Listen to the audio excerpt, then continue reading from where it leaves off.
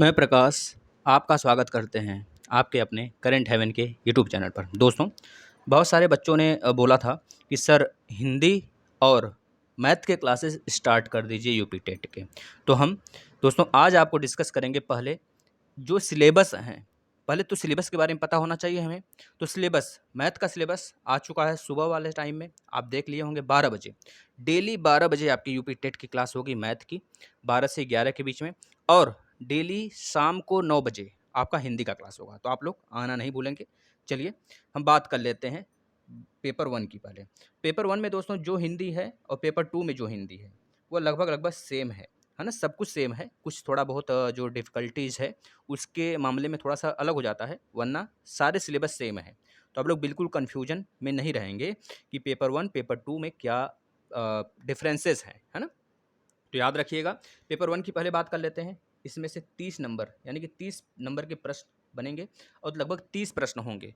आपको हम 100% तो नहीं, लेकिन 99% हम दोस्तों अगर आपसे वादा करते हैं, आपको विश्वास दिलाते हैं कि अगर आप डेली वीडियो फॉलो करते हैं तो 99% चांस है कि आप इस क्लास से 30 में से 25 प्लस करके आओगे दोस्तों।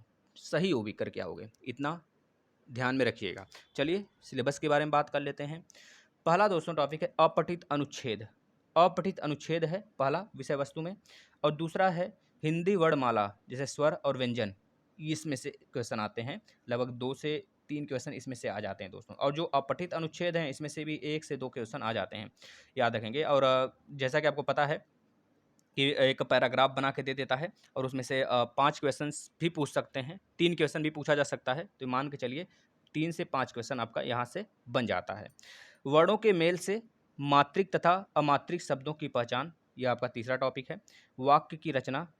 और उसके बाद अगर चौथे टॉपिक की बात करें, हिंदी की सभी ध्वनियाँ पारस्परिक अंतर की जानकारी। सभी ध्वनियाँ जितनी होती हैं हिंदी में, सब में अंतर की जानकारी दोस्तों, यहाँ से भी क्वेश्चन आते हैं 2 से 3। अब ऐसे बहुत सारे टॉपिक आपको मिलेंगे जहाँ से क्वेश्चन नहीं बनते हैं, लेकिन आपके सिलेबस में हैं, आपको पढ़ के जाना है, इतना याद रखिएगा। नेक्स्ट बात करें तो बता देंगे दोस्तों, हिंदी भाषा की सभी ध्वनियाँ, जैसे कि वर्णों का हो गया, अनुस्वर हो गए, अनुनासिक हो गए, चंद्र बिंदु हो गए, इन सब में अंतर, यही सब तो ध्वनियाँ हैं, इन सब में अंतर के बारे में बात किया जाएगा। संयुक्ताक्षर एवं अनुनासिक ध्वनियों के प्रयोग से बनने वाले शब्द कितने होते हैं, यह सब के बारे में बात करेंगे हम। और सभी की जो मात्राएं हैं, सभी प्रकार की मात्राएं, उसके बारे में डिस्कस करेंगे। जितने भी प्रकार की मात्राएं हैं उसको पहचानने का तरीका आपको पता होना चाहिए, पहचान उसकी होनी चाहिए। नेक्स्ट, विलोम, समानार्थी, तुकांत, अतुकांत, समान ध्वनि वाले शब्द, इसमें से भी क्वेश्चन आएंगे। संज्ञा क्या होता है, सर्वनाम, क्रिया, विशेषण, ये सब जनरली आपको पता होगा, लेकिन हम सिलेबस में अच्छे से डिस्कस करेंगे। पहले कॉन्सेप्ट क्लियर करेंगे, फिर उसके बाद आगे हम दोस्तों उसमें प्रैक्टिस भी करवाएंगे आपका। वचन, लिंग, काल से भी क्वेश्चन आएंगे।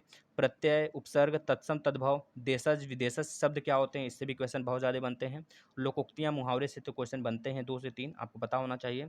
संधि से, इसमें संधि जो है 3 प्रकार की होती है, आपको पता होना चाहिए दोस्तों। कौन कौन सी होती है, स्वर संधि होती है, व्यंजन संधि होती है, एक लास्ट में आपका कौन सा संधि होता है, 3 संधियाँ होती हैं। तीनों संधियों से भी क्वेश्चन बनते हैं, जैसे कि स्वर संधि में दीर्घ संधि, गुण संधि, वृद्धि संधि, यड़ संधि, अयादि संधि होते हैं, है ना। और एक लास्ट में विसर्ग संधि आपका होता है ना। 3 संधियाँ होती हैं, तो याद रखेंगे तीनों का नाम, जो कि आपसे यहाँ से क्वेश्चन बहुत ज़्यादा बनेंगे।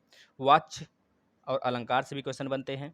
कवियों एवं लेखक, जो आपके साहित्य का भाग है, या वैसे कह लीजिए, यहाँ से भी क्वेश्चन काफ़ी ज़्यादा बनते हैं, है ना दोस्तों।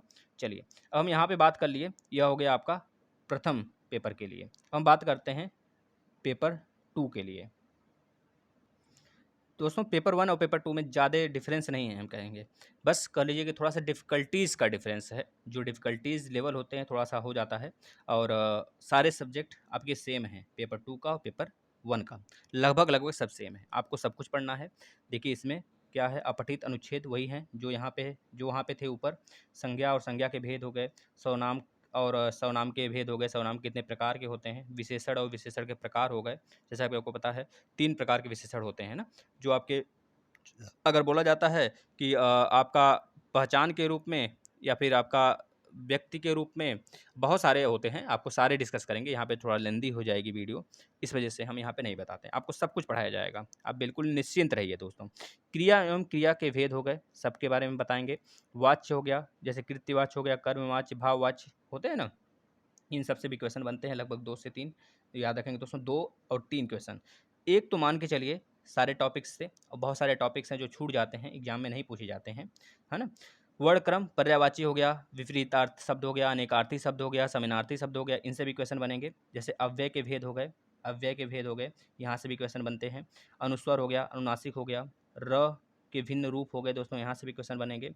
वाक्य निर्माण हो गया, विराम चिन्ह हो गया, विराम चिन्हों की पहचान, विराम चिन्हों कितने प्रकार के होते हैं, इन सब की पहचान के बारे में भी क्वेश्चन बनता है।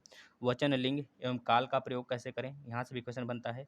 तत्सम, तद्भव, देशज, विदेशज, यहाँ से भी क्वेश्चन बनते हैं। जैसे कि हमने देखा था, यह टॉपिक ऊपर भी था, है ना, पेपर 1 में भी। उपसर्ग तथा प्रत्यय, यहाँ से काफ़ी ज़्यादा क्वेश्चन बनते हैं।